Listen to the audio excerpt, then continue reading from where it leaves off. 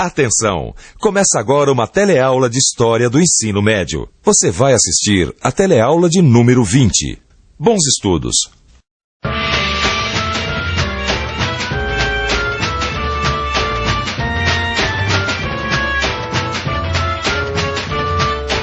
Você sabia que o Brasil já foi da Espanha? Brasil da Espanha? Não sabia. Não sabia. A Espanha já foi uma das maiores potências do mundo, chegando a ter um império que incluía até o Brasil. Quando e como isso aconteceu é o que nós vamos ver nessa teleaula. Nessa teleaula você vai conhecer o período em que a Espanha predominou na Europa e no mundo. Vai ver as guerras que os reis espanhóis travaram para consolidar seu domínio e impor o catolicismo, e acompanhar os conflitos com a França, Holanda e Inglaterra.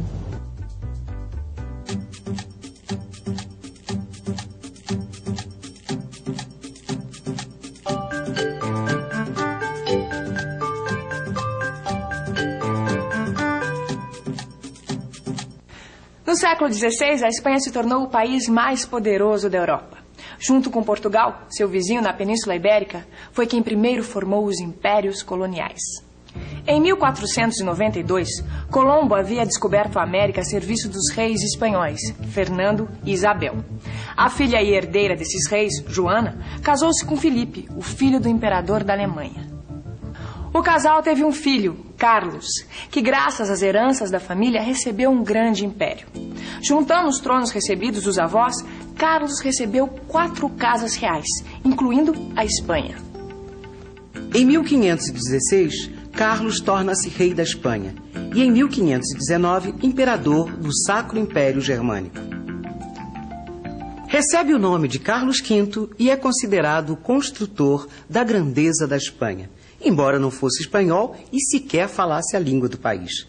A riqueza que sustentou esse império veio das colônias na América. A Espanha acabou por conquistar parte do que é hoje os Estados Unidos, México, Antilhas, América Central e toda a América do Sul, com exceção do Brasil. Puxa, Vicente, esse cara era imperador de meio mundo, rapaz. Não, também eu imagino que com tudo que eles tiraram da América, eles não tinham muito problema com dinheiro, não, né? Pois é, tudo que eles pegaram das civilizações dos Incas, dos Aztecas, as minas de ouro, de prata, vai vendo. Agora, eu fico pensando, o que será que Carlos V fez com tudo isso, hein? Guerra. Para Carlos V, a riqueza do Império Colonial Espanhol era um meio de financiar sua política de guerras na Europa. Só contra a França foram 5 guerras. Os dois países disputavam regiões da Península Itálica e da Borgonha. Carlos V também guerreou contra os protestantes e contra os turcos. Em 1555, Carlos V abdicou. Entregou a coroa do Sacro Império para seu irmão Fernando. Para seu filho Filipe II, deixou todo o resto, incluindo a Espanha. Para o católico Filipe II, a unidade política do seu reino era uma extensão da unidade religiosa. O que você acharia de expulsar do país todos aqueles que não são católicos? Um absurdo. Arbitrariedade que hoje não tem tamanho, né? A expressão religiosa é livre, né? Eu acho que é um direito de escolha, né? Ele querer ou não seguir a determinada religião. Filipe II fez isso, perseguiu e expulsou todos os que não eram católicos.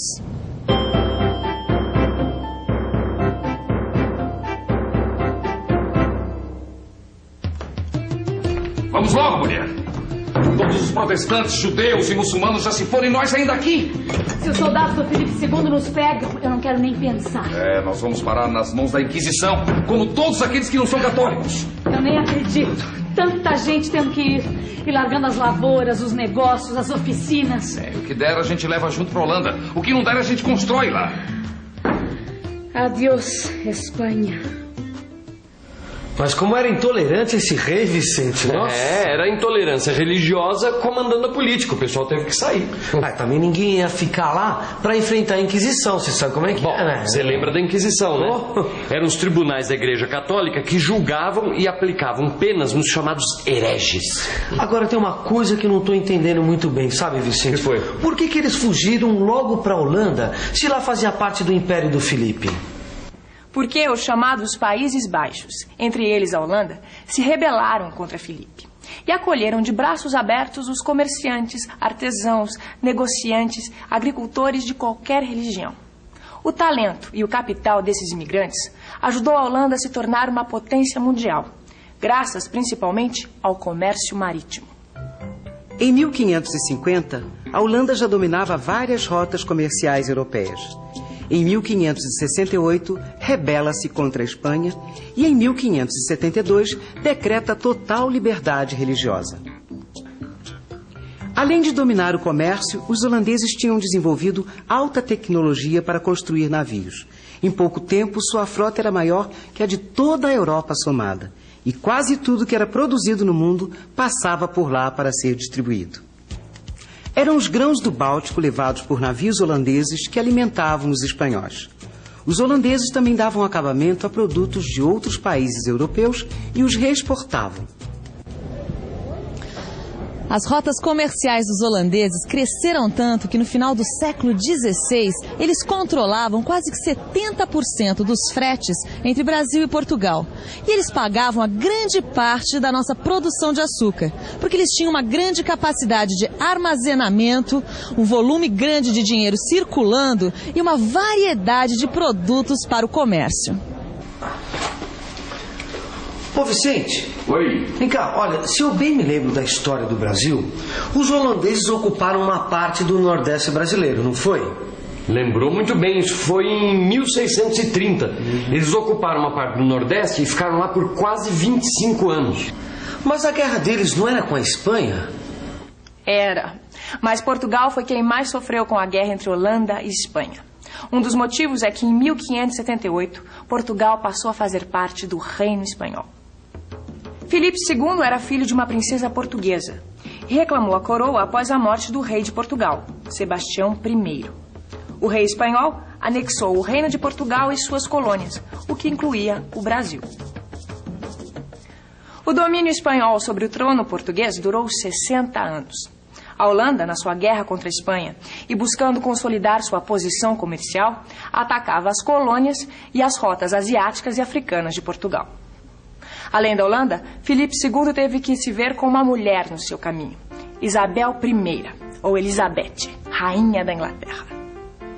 Em 1558, Elizabeth assume o trono da Inglaterra. Em 1570, inicia a reforma religiosa anglicana. Henrique VIII, pai de Elizabeth, havia rompido com a Igreja de Roma. Protestante, inimiga religiosa e política de Filipe da Espanha, ela o combate em todas as frentes. Ela incentiva a pirataria contra os navios espanhóis cheios de ouro e prata que vinham da América. Apoia os reformistas religiosos na Europa contra a Espanha e manda decapitar Mary Stuart, sua prima católica, rainha da Escócia. Em 1588, Filipe decide atacar a Inglaterra e depor Elizabeth. A frota espanhola, conhecida como a Invencível Armada, parte com 130 navios e 30 mil soldados. Depois de enfrentar os ingleses e terríveis tempestades, volta derrotada. Durante o reinado de Elizabeth, a Inglaterra começou a se transformar numa grande potência. Ela expandiu o comércio, estimulou a agricultura e a indústria e fundou colônias na América do Norte. Além disso, ela transformou Londres num importante centro financeiro e num importante porto e fundou também a Bolsa de Valores. Este período ficou conhecido como período elisabetano e foi um grande momento cultural da história da Inglaterra. É dessa época, por exemplo, Shakespeare, um dos maiores dramaturgos do mundo. Depois que morreu a rainha Elizabeth, o filho de Mary Stuart, Jaime, herdou o trono da Inglaterra, que uniu ao da Escócia. Mana, você tinha razão. Em Londres, a gente tropeça na tradição em cada esquina. E tem muita coisa que lembra a época em que a Inglaterra se tornou uma potência. Fundou suas colônias nos Estados Unidos e dominou os mares. A época de Isabel I ou Elizabeth, a rainha virgem. Elizabeth jamais se casou e ficou conhecida como a Rainha Virgem. Foi a última soberana da dinastia dos Tudor e um dos obstáculos a Filipe II da Espanha. A rivalidade religiosa entre os dois foi uma marca da época. E existiu um país onde o choque das religiões levou a uma guerra civil, a França. Mas será possível que vocês não vão parar nunca de brigar com esses católicos? Sou protestante, sou calvinista. Sei. Como dizem eles, somos huguenotes. Exatamente, huguenotes. Não dá pra aguentar o que esses católicos fazem com a gente. O que eu sei é que faz mais de 30 anos que vocês estão em guerra. E com isso a França está essa bagunça. Mas não dá pra aguentar o que os católicos fizeram com a gente. Parece que você se esquece da noite de São Bartolomeu. Nunca. Eu estou vendo como se fosse hoje. 24 de agosto de 1572. Os católicos caíram sobre nós, os huguenotes. E mataram mais de 3.000 dos nossos e jogaram os corpos no rio. Estamos em 1572. Em Paris, os católicos massacram os protestantes que chamavam huguenotes. Tem início uma guerra civil que só termina em 1598. Os católicos temiam que os protestantes tentassem tomar o poder. O fim da guerra só aconteceu com a promulgação do Edito de Nantes, que garantiu liberdade de religião para todos. Com a paz, a França pôde se preparar para se tornar uma potência no século XVII, enquanto a Espanha, com todo o poder e riqueza, entrou em decadência. Filipe II morreu em 1598. Ele implantou o absolutismo na Espanha, utilizou a religião para reforçar a sua autoridade, teve o maior império da época e preparou o país para a decadência. Para entender por quê, a gente precisa pensar um pouco. Vamos pensar um pouco. Carlos V e seu filho Filipe II reinaram no período de maior riqueza da Espanha. Ouro e prata chegavam das colônias da América em quantidades nunca vistas. Mas em vez de impulsionar o país, essa riqueza foi usada para financiar guerras na Europa e defender a fé católica. A intolerância religiosa e a expulsão de árabes, judeus e protestantes significou a perda de capitais, trabalhadores e artesãos, causando um prejuízo enorme para a economia espanhola. A comida e os produtos industriais consumidos pela Espanha tinham de vir de países como a Holanda, que ganhou a independência. Sem agricultura ou manufaturas desenvolvidas, os espanhóis se tornaram um povo dependente de outros para sobreviver. É verdade, né, Vicente? Olha, a Espanha tão rica e tão dependente. Pois é, mas com essa política de gastar tanto dinheiro nas guerras, sem desenvolver manufatura e expulsando gente que era vital para a economia, só podia decair mesmo, né? Foi o que aconteceu. E outra coisa que eu tava percebendo, que todo mundo que podia, assim, olha, Portugal, Espanha, Inglaterra, Holanda, tentava explorar o norte do Oceano Atlântico. Exatamente, nessa época, o Atlântico Norte era um verdadeiro campo de batalha dessas potências da época, né? E quem conseguisse dominar as rotas para as colônias e os mercados comerciais, estava feito. Agora, o que falta? Bom, falta revisar. E atenção, se liga aí que é hora da revisão. Na teleaula de hoje, você aprendeu que durante os reinados de Carlos V e de Filipe II no século XVI, a Espanha foi o mais poderoso país da Europa e que sua riqueza vinha das colônias americanas. Viu que essa riqueza foi usada para financiar guerras na Europa, o que, junto com a intolerância religiosa que expulsou os não católicos da Espanha, tornou o país dependente em pouco tempo. Aprendeu que a Holanda e a Inglaterra enfrentaram a Espanha e começaram a se tornar potências mundiais, explorando as rotas comerciais do Atlântico Norte. E viu que a França, além de seguidas guerras contra a Espanha, viveu uma guerra civil entre protestantes e católicos, que começou com o massacre da noite de São Bartolomeu.